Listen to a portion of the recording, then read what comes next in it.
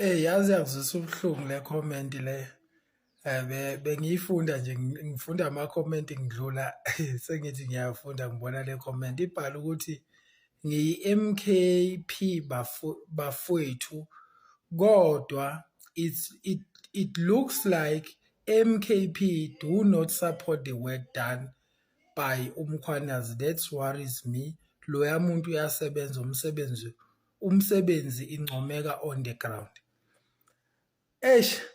Ukuthi-ke ngizothi ngiyamphendula ngiyamcacisela lento kube ngazuthi mhlambe ngizama ukubeka elinye iqembu on a disadvantage side noma ngizama ukuchema noma ukukhuphula amanye amaqembu kuzoba ngazuthi kodwa nje just ukuba honest nje ngizama ukuchaza lento ukuthi kwenziwa yini.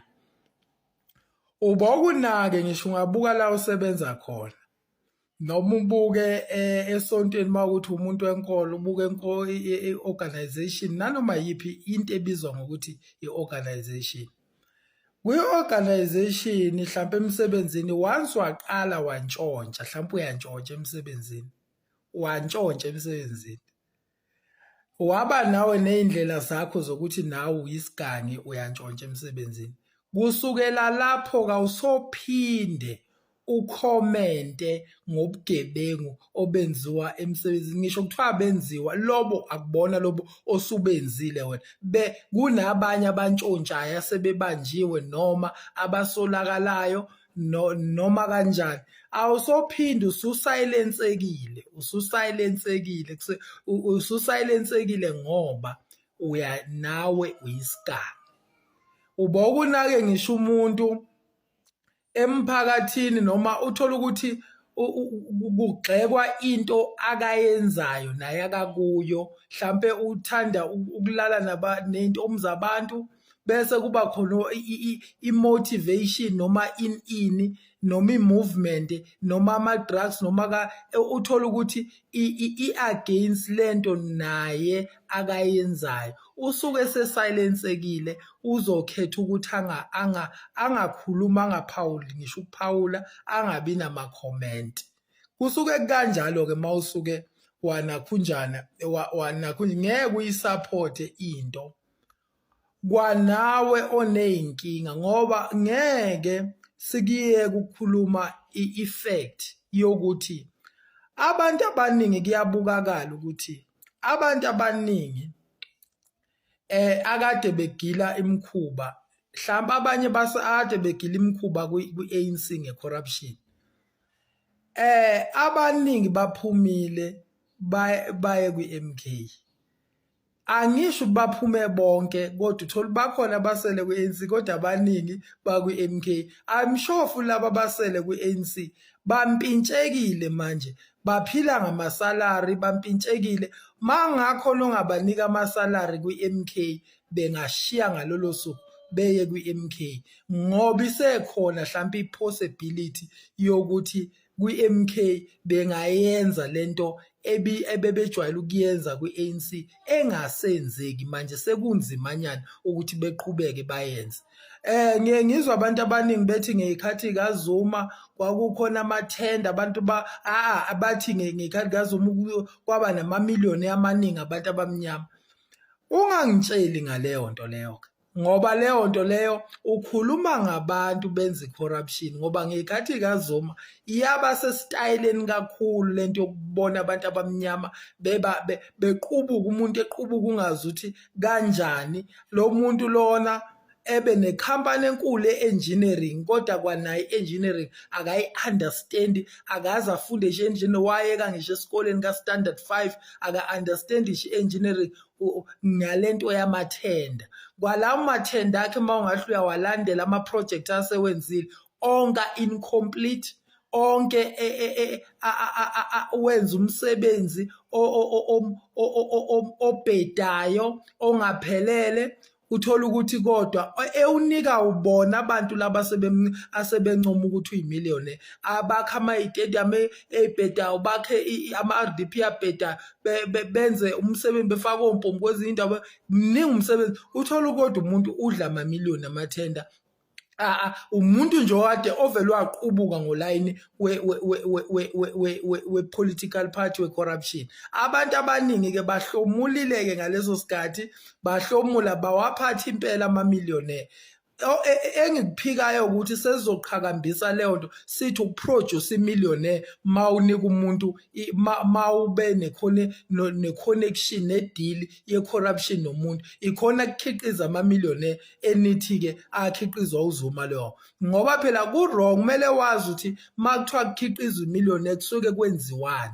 Ngoba umuntu mangathiwa khona umuntu ofundisiwe wamentorishwa ngebhizinisi wa-start ibhizinisi phansi la supportwa la bhama ibhizinisi wayimillionaire, ilowo muntu ongathi kwakhiwa imillionaire, kwakhiwa amamillionaire. Noma ngathiwa khona ifunding, banikwa ifunding ama-young ama-entrepreneurs amancane, anikwa ifunding aqala amabhizinisi. Ileyo nto-ke leyo ngathi yena kwakhiwa amamillionaire lapho, amentorish kwakhiwa amamillionaire. Ngeke ungitshela ukuthi kwakhiwa amamillionaire ngokuthi kuthathwa imali yabantu, imali ka-government inika umuntu oyi-1 nge-corruption yamathenda bese uthi wena abantu amamillionaire lawo akhiwa. Kwakhiwa ubugebengu, kwakhiwa iy'gebengu lapho, kwakuyindlela yokusimama kwey'gebengu la ekuvuleka khona udede wey'gebengu ukuthi yichanazi. Manje namanje abantu basamncoma ngalokho uZuma. So kule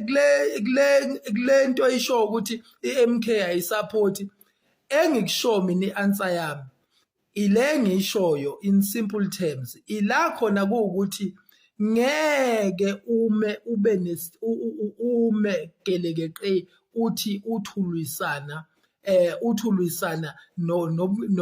nobugebengu noma udefend umuntu olwisana nobugebengu ongazi ukuthi lokho lo muntu omdefendayo olwa nobugebengu akazi ukubuya yini azopeketula la ukhona noma epeketula abanye ome nabo. Ngoba phela inkinga ngomkhwanazi ukuthi ulwa nobugebengu, ubulwa futhi eqinisweni, ulwa futhi nanoma nobani. Yazi ukuthi ma umdefender kanti nawe isigebengu uzothi umdefender abuye kuwe.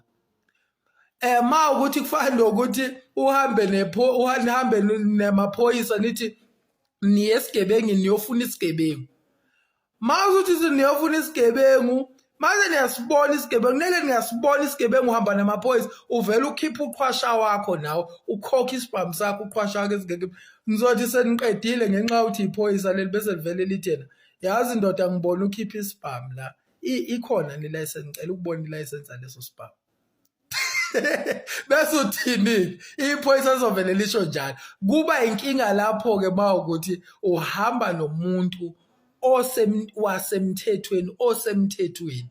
Ngaleyo ndlela uma uthi uyamdefenda umkhwanazi, mdefende mawukuthi awusona isigebengu, zonke izinto zakho zime ngendlela, zime ngononini. Kodwa mawukuthi nawe uney'nkinga zakho, ungezwakala kuphela umgxeka, ngeke kuzwakala umncoma, ungezwakala ungamane ungakhulumi ngisho nangaye wenzele nje ukuthi ingabibikho into, ngoba phela uma ungahle ukhulume ngaye umncome as a leader yakuleyo political party e-corrupt. Ngani uma kwamncoma abantu ama-members nasezofola in love nomkhwanazi ekugcineni, ngangokuthi uma eseqala bopha ngisho abakulelo qembu, ama-members already azobe sethi hayi uyasebenza, usengena ngisho kweyethu iphathi, usiklinela ngisho kweyethu iphathi, kanti again useza ngisho kini, kuseza kuwa ama-leader. So asikho isigebengu esingathanda umkhwanazi, asikho nje isigebengu esingathanda umkhwanazi.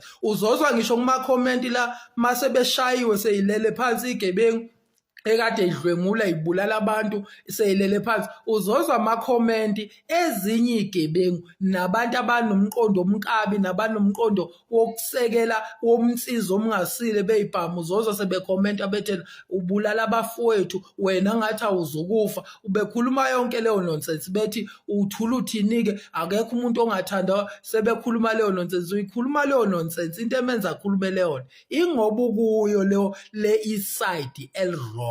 Ngeke umthanda umkhwanazi usesayidini e-wrong, uzomthanda ma usesayidini e-right, uwumuntu nje wase-South Africa othanda ukuphila kahle, ohlonipha umthetho wase-South Africa, othanda abantu